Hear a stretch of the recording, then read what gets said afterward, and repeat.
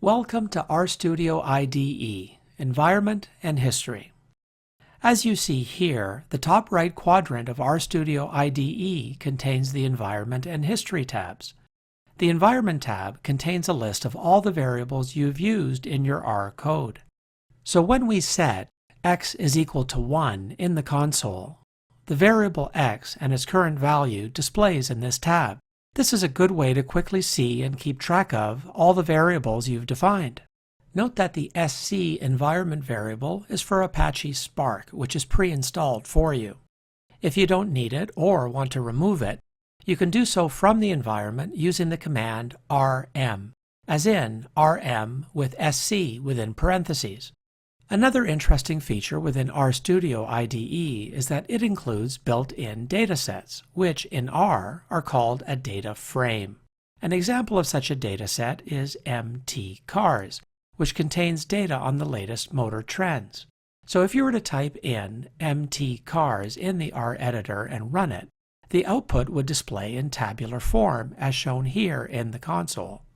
There are other built-in datasets, and you can run the data command with a set of empty parentheses to see the full list.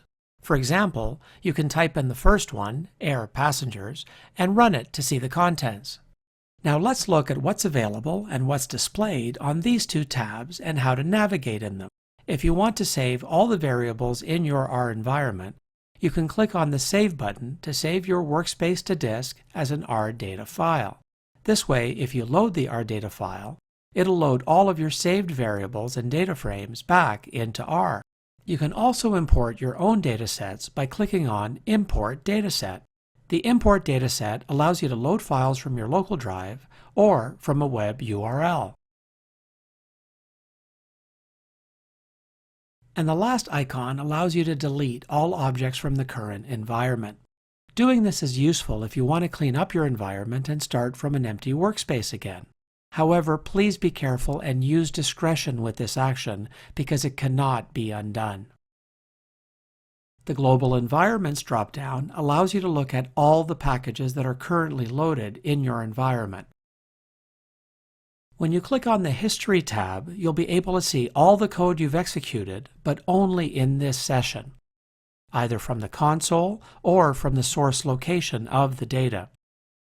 You can double-click on an entry to paste it into console. This ends the video on environment and history. We encourage you to take some time to practice what you've learned, as well as doing the lab. Thanks for watching.